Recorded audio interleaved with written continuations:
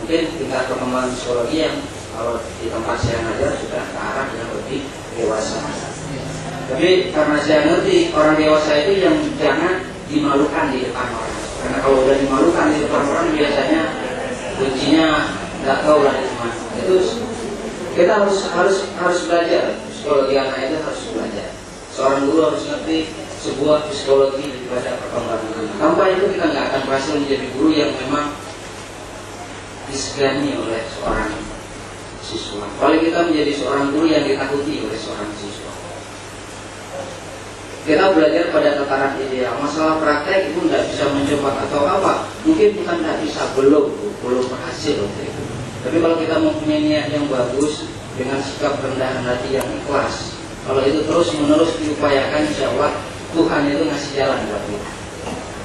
Itu inti. Saya yakin mendidik anak sebanyak 40 bukanlah sebuah kerjaan yang mudah membalikkan tangan.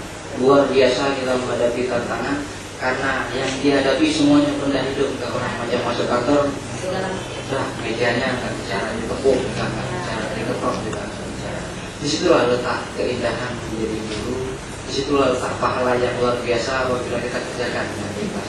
Saya percaya Bu, masih banyak guru-guru kita yang saya pernah menghadapi 80 murid satu kelas, tapi saya bisa maksudnya 70 siswa itu saya jamin dan bisa sampai membaca. Tapi 10 itu nggak bisa.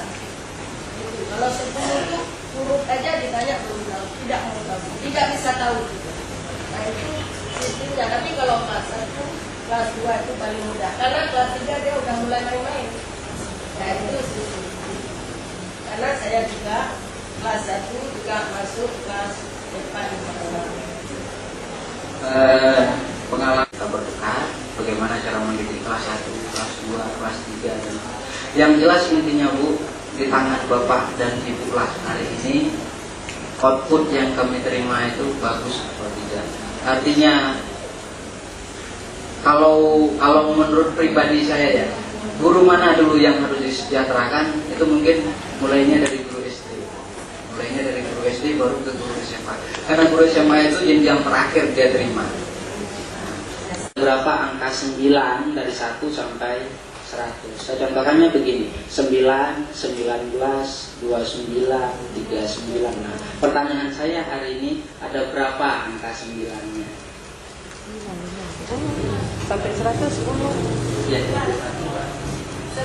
Angka 9. Di 9 apa saja angka 9? 9 Sampai 100, Pak. Sampai 100. Ada